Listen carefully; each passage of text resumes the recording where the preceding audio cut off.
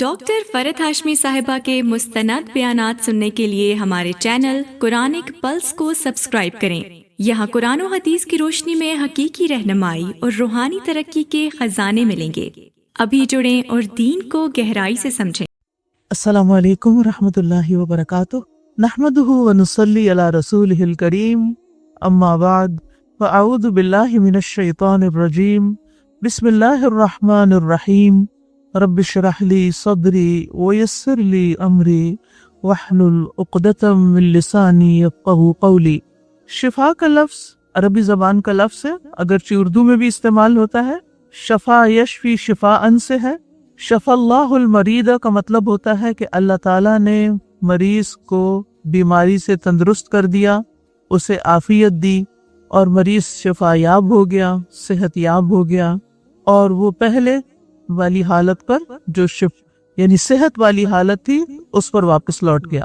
تو شفا سے بنیادی طور پر مراد ہوتا ہے تندرستی پانا، صحت یاب ہونا۔ یہ لفظ بیماری کے علاوہ دیگر معنوں میں بھی استعمال ہوتا ہے، جیسے الجواب الشافی، یعنی ایسا جواب جس نے مجھے تسلی کرا دی، جس پر نظر ثانی کی ضرورت نہیں رہی۔ اسی طرح ہم کہتے ہیں جہالت ایک بیماری ہے اور اس کی شفا تعلیم ہے، جہالت کی شفا تعلیم میں ہے۔ اسی طرح شفا بھی لفظ ہوتا ہے اور شفا بھی ہوتا ہے۔ شفا کا لفظ قرآن میں آتا ہے، اس کا کیا معنی ہے؟ کنارہ، یس، علی شفا جرف ہار، علی شفا حفرت، ٹھیک ہے۔ تو شفا کہتے ہیں کنارے کو۔ تو ہر چیز کی شفا سے مراد اس کا، یعنی ہر چیز کی شفا سے مراد اس کا کنارہ ہوتا ہے۔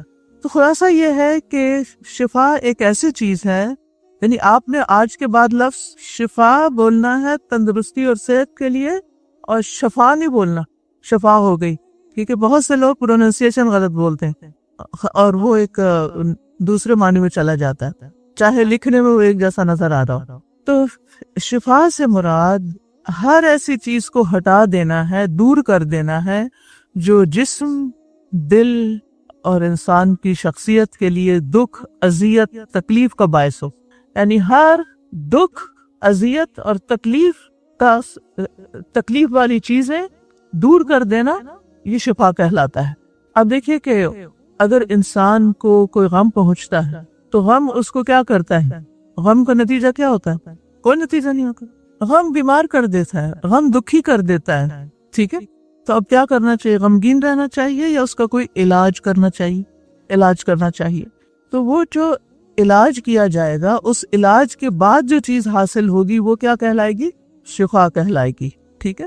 تو جیسے پہلے بھی میں نے عرض کیا کہ بیماری جسمانی بھی ہو سکتی ہے، روحانی بھی ہو سکتی ہے، نفسیاتی بھی ہو سکتی ہے، قلبی ہو سکتی ہے، ذہنی ہو سکتی ہے، اخلاقی ہو سکتی ہے، یعنی بیماری کئی قسم کی ہوتی۔ تو اس بیماری سے نکل آنا، یہ کیا ہے؟ شفا حاصل کرنا۔ قرآن مجید میں شفا کا لفظ یا اس کے جو مشتقات ہیں وہ 6 آیات میں ہیں، جیسے وَيَشْفِ صُدُورَ قَوْمٍ مُؤْمِنِينَ وَشِفَاءٌ لِمَا فِي الصُّدُورِ فِيهِ شِفَاءٌ لِلنَّاسِ مَا هُوَ شِفَاءٌ وَرَحْمَةٌ فَهُوَ يَشْفِينَ هُدًى وَشِفَاءٌ۔ تو 6 جگہوں پر یہ لفظ آتا ہے۔ سب سے پہلے ہم دیکھتے ہیں سورۃ التوبہ میں شفا کا لفظ۔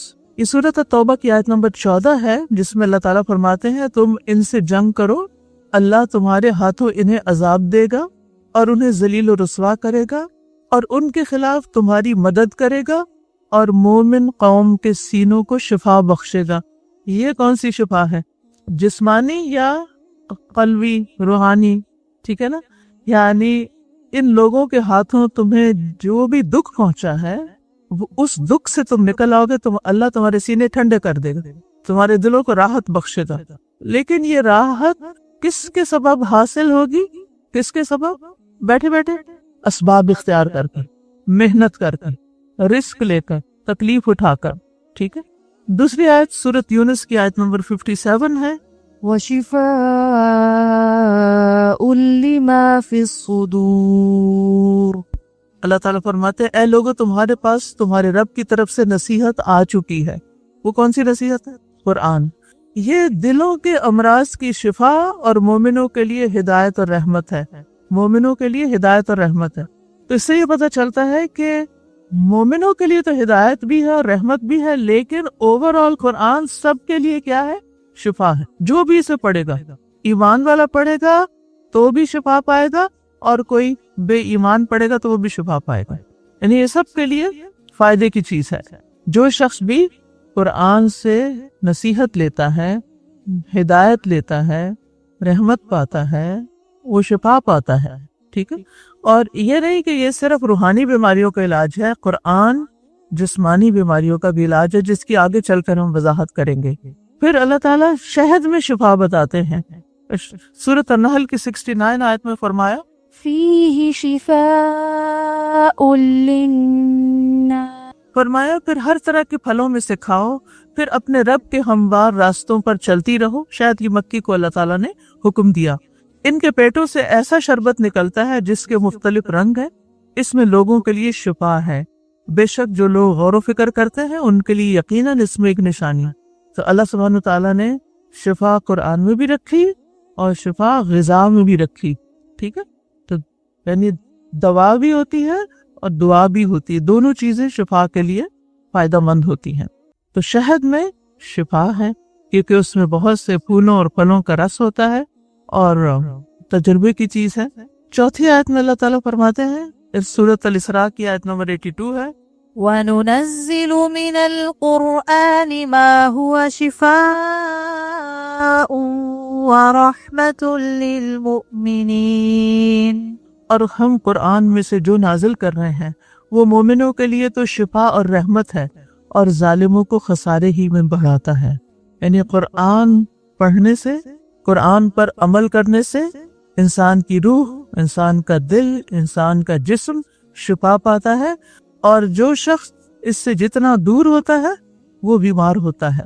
اگر جسمانی طور پر نہیں بھی تو روحانی طور پر وہ بیمار ہی ہوتا ہے، اس کے دل کو وہ قرار اور سکون حاصل نہیں ہو سکتا۔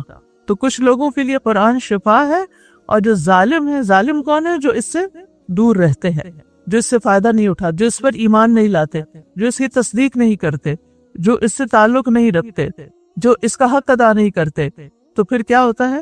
وہ ظلمت میں ہی ڈوبے رہتے ہیں، اور وہ ظلمت ان کے لیے ایک بیماری کی حیثیت رکھتی، اور ان کے خسارے میں اضافہ ہی ہوتا چلا جاتا ہے۔ تو جتنا قرآن سے دور ہوں گے اتنے ہی بیمار ہوں گے۔ ابھی یاد رکھیے گا، زندگی بھر جتنا قرآن سے دور ہوں گے اتنا بیمار ہوں گے۔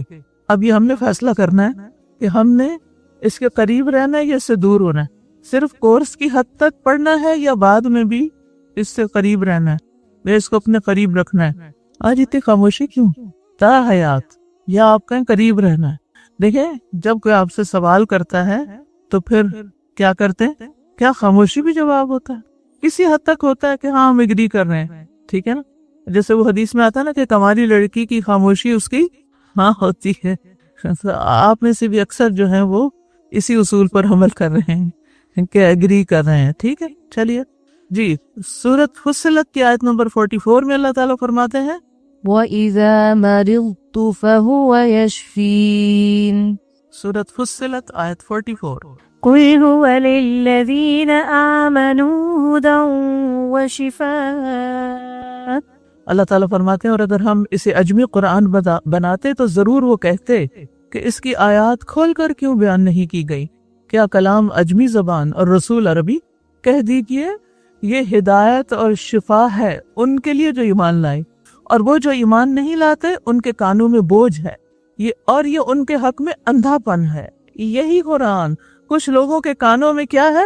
بوجھ۔ آپ نے دیکھا ہوگا کچھ لوگ قرآن نہیں سن سکتے، وہ قرآن لگایا جا رہا ہے تو کہتے ہیں پلیز بند کر دیں، ہم نہیں سننا چاہتے، ہم سے برداشت نہیں ہو رہا، اور اندھا پن ہے، پڑھ کے دیکھ کے سمجھ کے بھی ان کو سمجھ کوئی نہیں آتی۔ یہی لوگ ہیں جو دور کی جگہ سے پکارے جاتے ہیں۔ تو بہرحال قرآن مومنوں کے لیے ہدایت اور شفا ہے۔ چھٹی اور آخری آیت ہے سورۃ الشعراء 80۔ وَإِذَا مَرِضْتُ فَهُوَ يَشْفِينِ، اور جب میں بیمار ہوتا ہوں تو وہی مجھے شفا دیتا ہے۔ کون شفا دیتا ہے؟ اللہ سبحانہ تعالیٰ۔ اور یہ کس نے کہا تھا؟ وَإِذَا مَرِضْتُ، اب دیکھا نا، آپ جاگے ہیں، ابراہیم علیہ السلام نے کہا تھا ٹھیک ہے، رب العالمین کی یہ صفت بتائی تھی کہ جب مجھے کوئی جسمانی روحانی تکلیف پہنچتی ہے، بیماری آتی ہے، تو اس کے سوا کوئی اور شفا نہیں دیتا.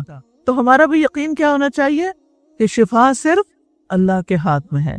حضرت عائشہ رضی اللہ تعالیٰ عنہ سے مروی ہے کہ رسول اللہ صلی اللہ علیہ وسلم دم کیا کرتے تھے اور یہ دعا پڑھتے تھے، امسح البأس رب الناس بیدک الشفا لا یکشف الکرب الا انت. اے لوگوں کے رب، تکلیف دور کر دے، شفا تو تیرے ہی ہاتھ میں ہے، شفا تو تیرے ہی ہاتھ میں ہے، تیرے سوا اس کو کوئی دور کرنے والا نہیں، کوئی اور دور نہیں کر سکتا. تو یہ بات دل میں بٹھا لیں کہ اللہ کے علاوہ کوئی اور بیماری کو دور نہیں کر سکتا. تو پھر آپ یہ سوچ رہے ہوں گے کہ ڈاکٹر کے پاس جانے کا کیا فائدہ ہے؟ اسباب اختیار کرنا اور علاج کرنا. ڈاکٹر کیا کرتے ہیں؟ علاج کرتے ہیں. اللہ، اور شفا کون دیتا ہے؟ اللہ سبحانہ وتعالی. یہ یاد رہے گا، ڈاکٹرز علاج کرتے ہیں. فلاں ڈاکٹر نے میرا علاج کیا، یہ نہیں کہنا فلاں ڈاکٹر نے مجھے شفا دی یا فلاں کے ہاتھ میں شفا. کتنا عام ہے یہ، اس ڈاکٹر کے ہاتھ میں شفا ہے. نبی صلی اللہ علیہ وسلم کیا فرما رہے ہیں کہ میرے ہاتھ میں شفا ہے یا میرے دم میں شفا ہے؟ کیا فرمایا؟ بیدک الشفا، شفا تو تیرے ہی ہاتھ میں. تو شفا کون دیتا ہے؟ اللہ. تو اللہ سبحانہ وتعالیٰ کا ایک نام الشافی ہے. الشافی، وہ لکھا ہوتا ہے نا بعض نسخوں پر هو الشافی. اور یہ اللہ تعالیٰ کے خوبصورت ناموں میں سے، الاسماء الحسنى میں سے ایک بہت ہی خوبصورت نام ہے کہ اللہ تعالیٰ شفا دینے والا ہے، بیماری اور دکھ کو دور کرنے والا ہے. اب یہ نام اللہ تعالیٰ کا قرآن مجید میں وارد نہیں ہوا، تو یہ کہاں سے ہمیں پتہ چلا؟ حدیث سے پتہ چلتا ہے. ٹھیک ہے، قرآن مجید سے تو ابراہیم علیہ السلام کا یہ قول پتہ چلتا ہے کہ وَإِذَا مَرِضْتُ فَهُوَ يَشْفِينِ، یا پھر جو پہلی آیت آپ نے پڑھی وَيَشْفِي صُدُورَ قَوْمٍ مُؤْمِنِينَ، کہ اللہ مومنوں کے سینوں کو شفا بخشے گا. لیکن احادیث میں اللہ سبحانہ وتعالیٰ کا نام الشافی آتا ہے. مثلا ایک روایت میں آتا ہے، عبدالعزیز کہتے ہیں کہ میں اور ثابت البنانی تھے، حضرت انس کے شاگرد تھے. یہ دونوں تابعی ہیں جو راوی ہیں. انس بن مالک رضی اللہ عنہ کی خدمت میں حاضر ہوئے تو ثابت نے کہا، اے ابو حمزہ، میری طبیعت ناساز ہے. انس رضی اللہ عنہ نے فرمایا، کیا میں تجھے رسول اللہ صلی اللہ علیہ وسلم کا دم نہ کروں؟ یعنی تم بیمار ہو، ہمارے پاس کوئی آتا ہے تو ہم کہتے ہیں فلاں ڈاکٹر کے پاس چلے جاؤ، میں تمہیں گولی دوں؟ اچھا. انہوں نے کہا، کیا میں تجھے رسول اللہ صلی اللہ علیہ وسلم کا دم نہ کروں؟ ثابت نے عرض کیا، کیوں نہیں؟ انس رضی اللہ عنہ نے یہ دم پڑھ کر دم کیا، یہ دعا پڑھ کر دم کیا، اللہم رب الناس مذہب البأس اشفی انت الشافی لا شافی الا انت، انت الشافی لا شافی الا انت شفاء لا یغادر سقما. ٹھیک ہے، اگر کوئی آئے، آپ کی دوست، آپ کا بچہ، اور کہے میرے سر میں بہت درد ہو رہا ہے، تو آپ نے کیا کرنا ہے؟ چلو بیٹھو، میں تمہیں رسول اللہ صلی اللہ علیہ وسلم کا دم کرتی ہوں. اچھا، کچھ لوگ کہتے ہیں دم نہیں کرانا چاہیے، وہ ایک الگ بحث ہے، آگے انشاءاللہ اس پہ بھی بات کروں گا. اور وہ ڈرے ہوئے ہوتے ہیں کہ قیامت کے دن ہم ان لوگوں میں شامل نہیں ہوں گے جو بلا حساب جنت میں جائیں گے. ٹھیک، لیکن دوسری طرف ہم دیکھتے ہیں کہ نبی صلی اللہ علیہ وسلم خود بھی دم کرتے تھے اور جبریل علیہ السلام نے آپ پر بھی دم کیا. تو یہ کیا بات ہے؟ اس مسئلے کو ہم دیکھیں گے. لیکن یہاں یہ یاد رکھنے کی بات ہے کہ جب رسول اللہ صلی اللہ علیہ وسلم کے پاس کسی بیماری کا ذکر کیا جاتا یا بیمار کی حالت کو دیکھتے تو پھر اللہ ہی کا ذکر کرتے اور اللہ کے نام الشافی کے ذریعے اس کو پکارتے. تو شافی، شفا دینے والا، ہر طرح کی بیماریوں سے شفا دینے والا، روحانی، قلبی، ذہنی، جسمانی، سب، ہر دکھ، تکلیف، مصیبت کو دور کرنے والا، دکھوں اور غموں سے شفا دینے والا. سورۃ الانبیاء کی آیت نمبر 87 سے 88 تک یونس علیہ السلام کا ذکر آیا ہے ان آیات میں، اور اس میں ہم دیکھتے ہیں کہ اللہ سبحانہ وتعالیٰ نے ان کو ایک بہت بڑی مشکل سے نکالا. کس کی بنا پر؟ کوئی ریسکیو ٹیم آئی تھی وہاں پر؟ نہیں، دعا کی بنا پر. تو جب انسان اللہ سبحانہ وتعالیٰ کو پکارتا ہے تو اللہ سبحانہ وتعالیٰ اس کی دعا سنتے ہیں اور اس کو شفا دیتے ہیں، اس کی مشکل آسان کرتے ہیں. کون پڑھے گا یہ آیات؟ وَذَنُّونِ إِذْ ذَهَبَ مُغَاضِبًا فَظَنَّ أن لن نقدر عليه فنادى في الظلمات أن لا إله إلا أنت سبحانك إني كنت من الظالمين فاستجبنا له ونجيناه من الغم وكذلك ننجي المؤمنين. اور مچھلی والے یعنی یونس علیہ السلام کو ان کو بھی ہم نے اپنی رحمت میں داخل کیا. جب وہ غصے سے بھرے ہوئے بستی کو چھوڑ کر چلے گئے، انہیں یہ گمان تھا کہ ہم ان پر گرفت نہیں کر سکیں گے، یعنی ان کو پکڑ نہیں سکیں گے.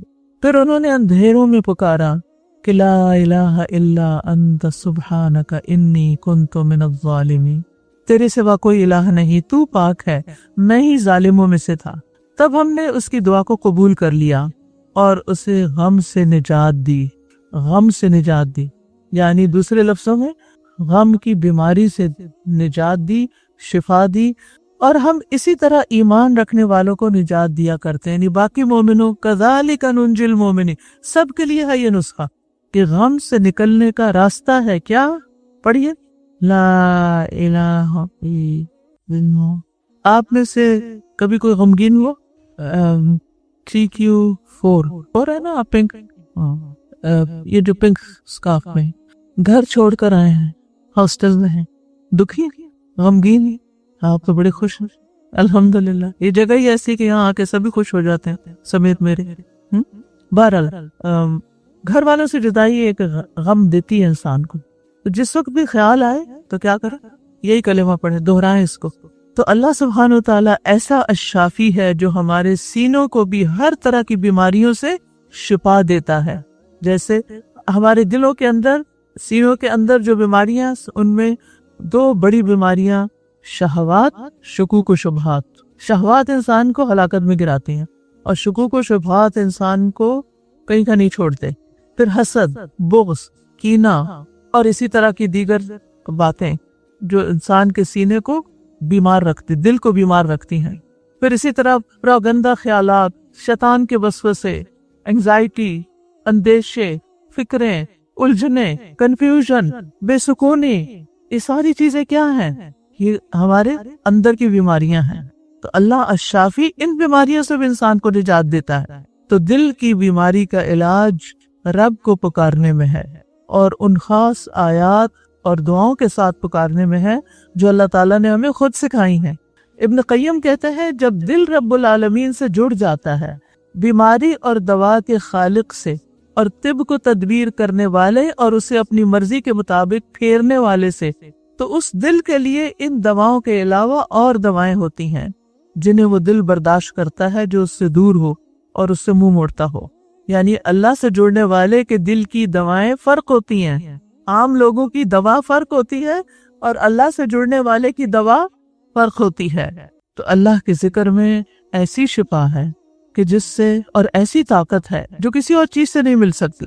تو جب انسان کا نفس ایمان لا کر قوی ہو جاتا ہے اور اپنے خالق کی معرفت سے خوش ہو جاتا ہے، اپنے رب کو پہچان کر خوش ہو جاتا ہے، رب سے انس پا کر، مانوس ہو کر، محبت کر کے، اس کا ذکر کر کے خوش ہو جاتا ہے اور اس کی ساری قوتیں رب کی طرف پھر جاتی ہیں، اس کے تمام معاملات پھر درست ہو جاتے ہیں اور اسے رب کی مدد حاصل ہو جاتی ہے.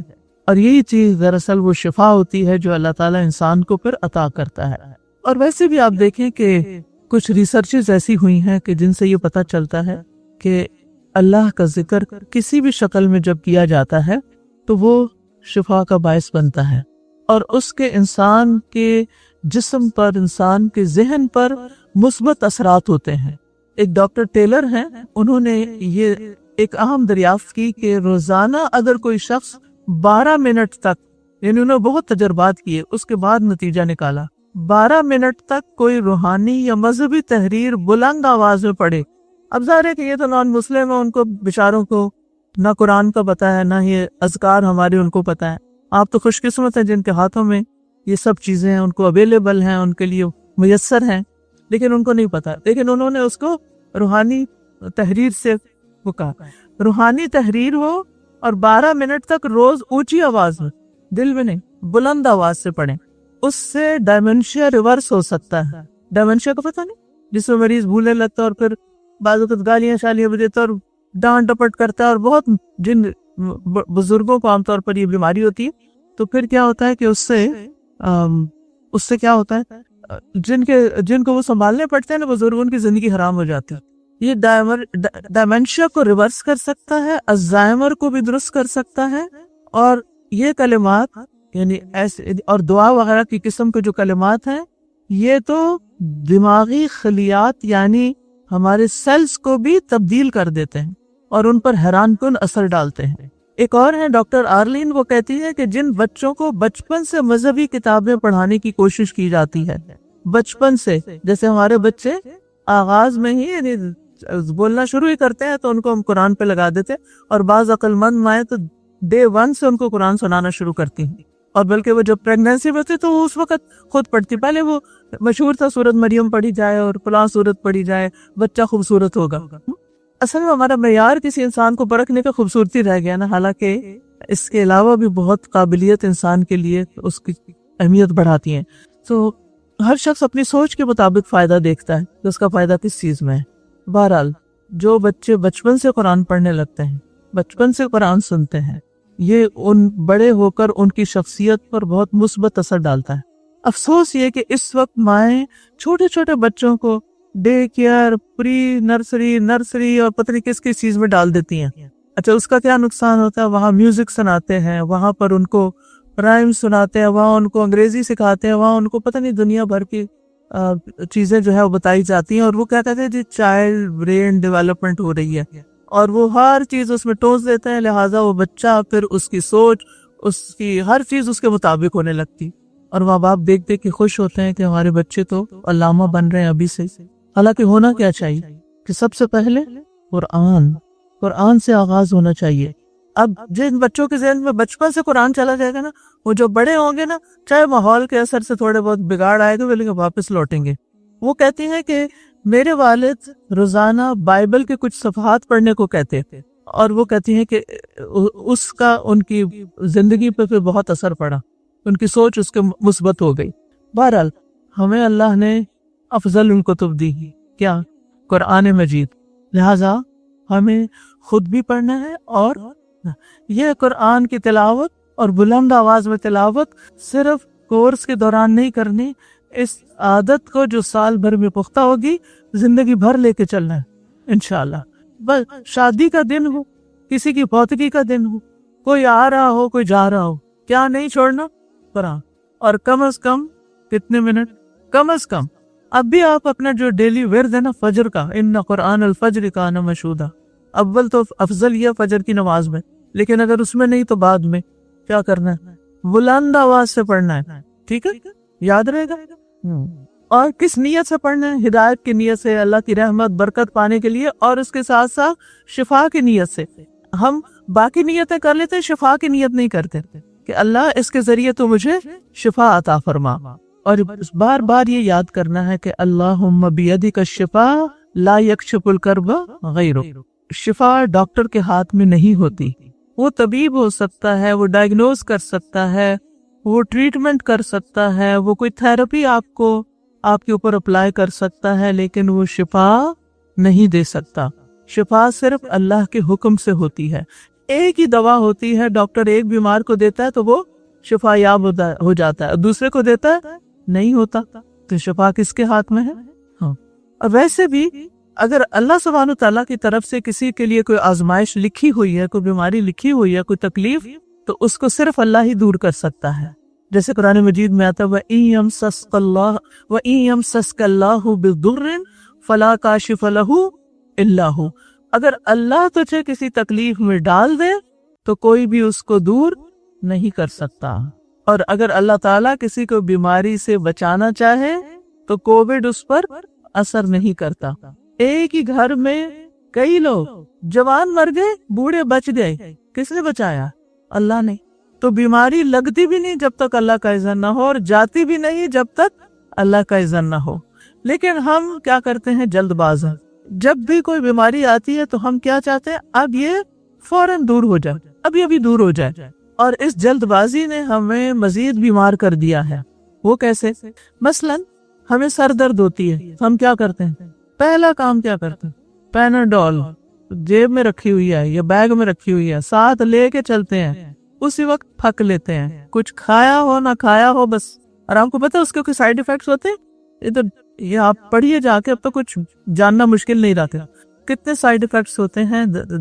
آپ دیکھیے جتنی بھی اس وقت میڈیسنز ہیں، کوئی میڈیسن ایسی نہیں کہ جس کے سائیڈ ایفیکٹس نہ ہوں، سوائے دعاؤں کے، اللہ کے کلام کے، اس کا کوئی سائیڈ ایفیکٹ نہیں۔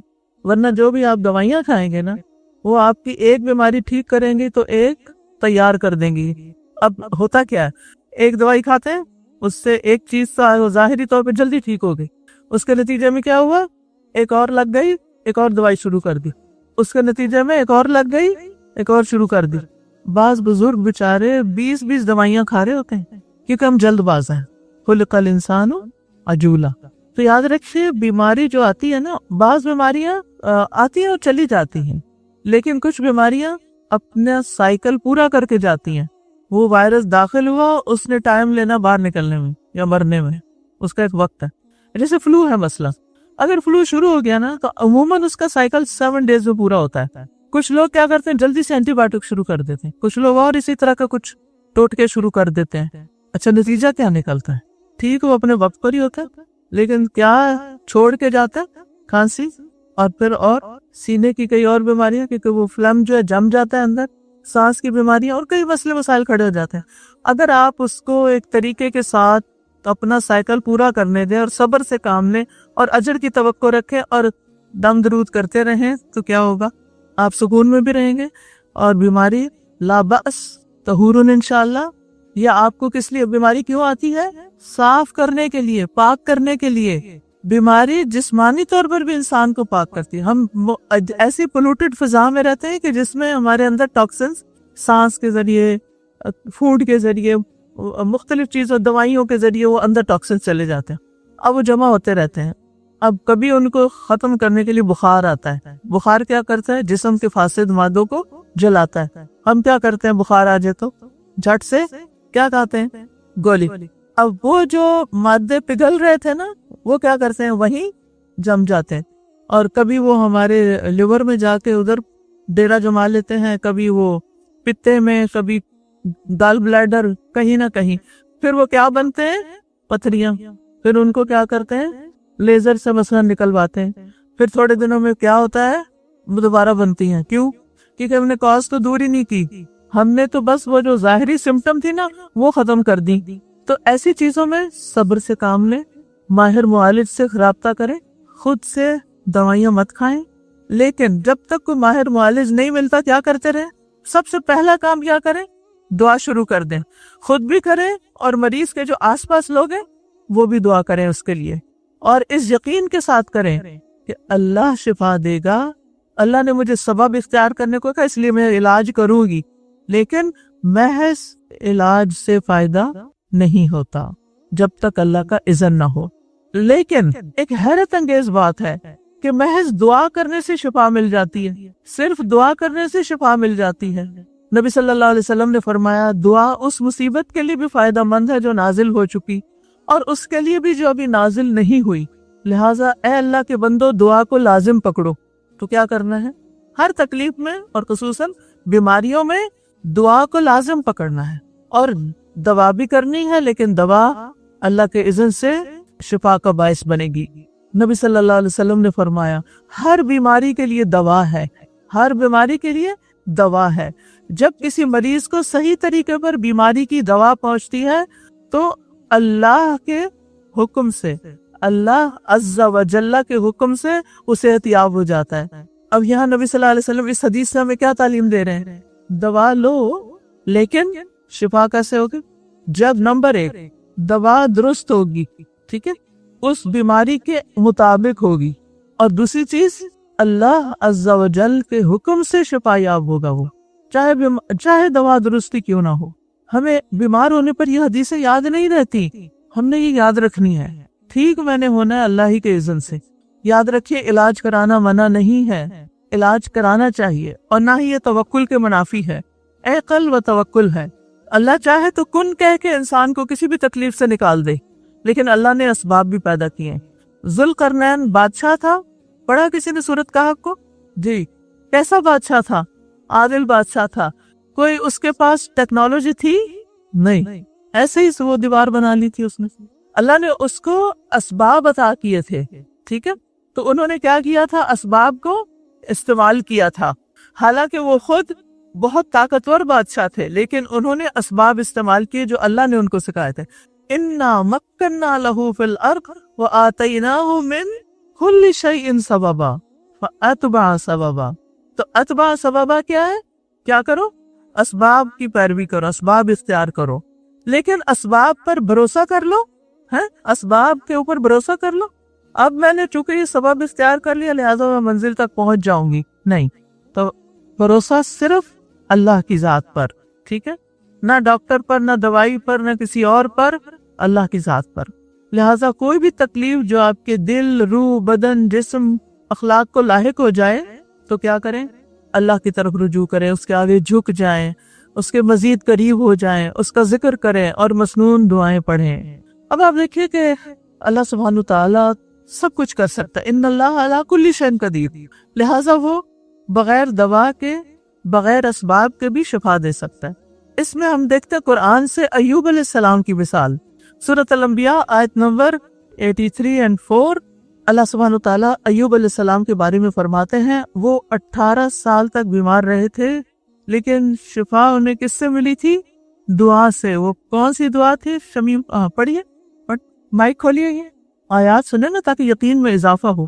وَأَيُّوبَ وَأَيُّوبَ إِذْ نَادَى رَبَّهُ أَنِّي مَسَّنِيَ الضُّرُّ وَأَنْتَ أَرْحَمُ الرَّاحِمِينَ فَاسْتَجَبْنَا لَهُ فَكَشَفْنَا مَا بِهِ مِنْ ضُرٍّ وَآتَيْنَاهُ أَهْلَهُ وَمِثْلَهُمْ معهم رحمة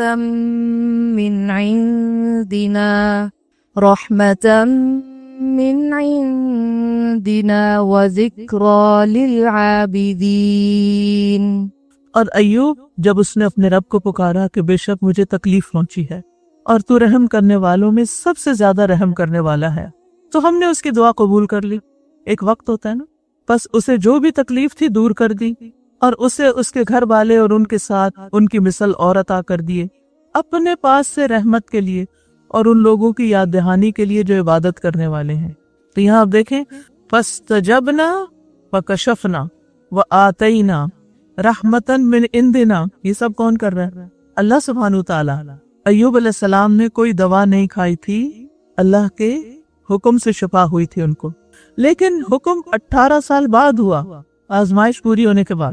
جب ہم کوئی دعا کرتے ہیں تو اس کی قبولیت 3 طرح ہوتی ہے۔ نمبر 1، فوراً قبول ہو جاتی ہے، دیر اینڈ دین، آپ سوچتے ہی ہیں، آپ دل میں ہی ابھی بول رہے ہوتے ہیں، چیز مل جاتی ہے، آپ کو پہنچ چکی ہوتی ہے۔ نمبر 2، ایک وقت کے بعد، بعد حین، وہ 18 سال بھی ہو سکتا ہے، لیکن قبول ضرور ہوگی، یعنی دنیا کے اعتبار سے۔ اور اس کے لیے انسان کو کیا چاہیے؟ صبر، شاباش، صبر چاہیے۔ تیسری قبولیت، آخرت میں اجر، اتنا اجر کہ انسان چاہے گا کاش میری سکن دنیا میں کینچیوں سے کاٹ دی جاتی اور مجھے بھی ایسا اجر ملتا جو صبر کرنے والوں کو یہاں ملا۔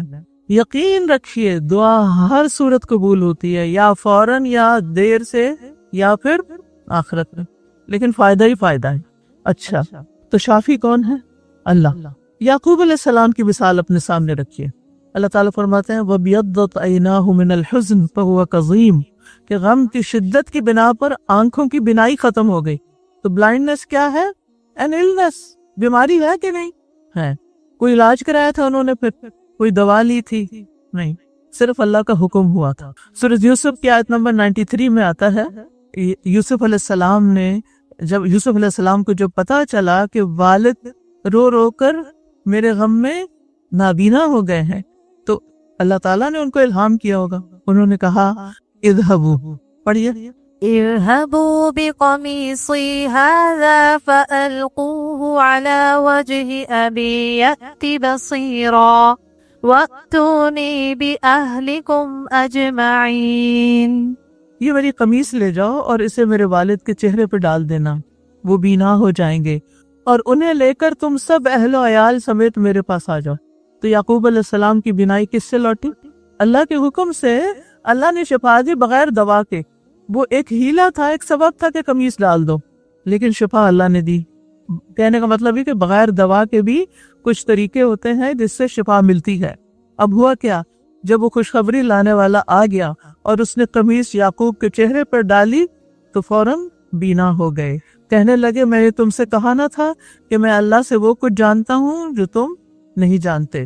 زکریا علیہ السلام کی مثال، بغیر دوا کے بانجھ پن دور ہو گیا، اولاد ہو گئی. ٹھیک ہے، سورۃ مریم میں آتا ہے آیت نمبر 7 سے 9 تک.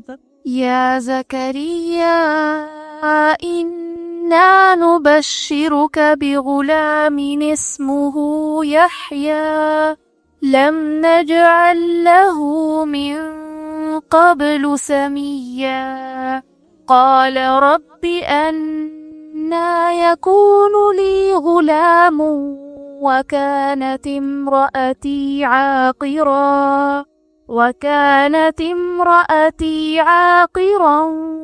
وقد بلغت من الكبر عتيا قال كذلك قال ربك هو علي هين وقد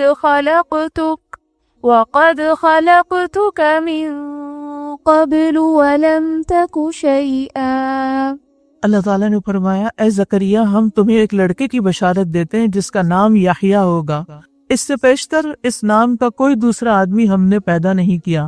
زکریا نے عرض کی میرے رب میرے ہاں لڑکا کیسے ہوگا جبکہ میری بیوی بانجھ ہے اور میں بڑھاپے کی حد کمال کو پہنچ چکا ہوں. اللہ تعالیٰ نے فرمایا ہاں ایسا ضرور ہوگا. تیرا رب یہ کہہ رہا ہے کہ یہ میرے لیے آسان سی بات ہے. اس سے پہلے میں تجھے پیدا کر چکا ہوں جبکہ تو کوئی چیز بھی نہ تھا.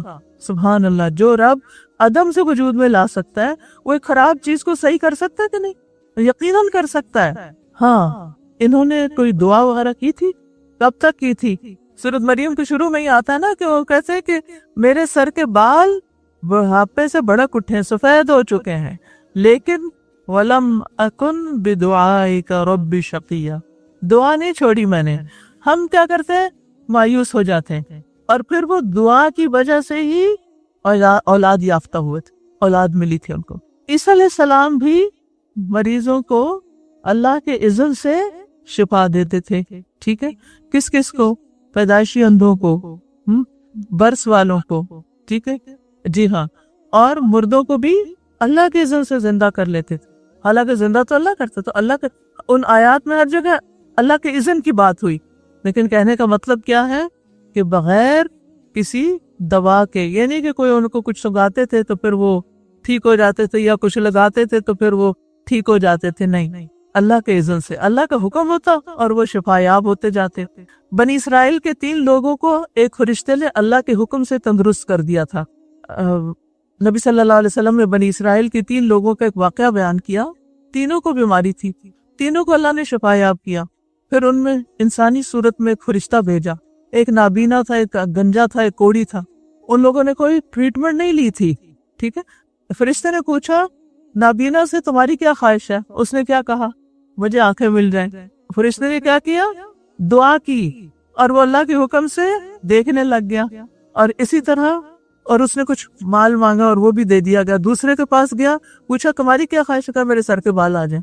دعا دی، کیا ہوا؟ بال آ گئے. تیسرے کے پاس گیا، کوڑی کا مریض تھا، پوچھا کیا چاہیے؟ کہا میرا یہ مرض دور ہو جائے.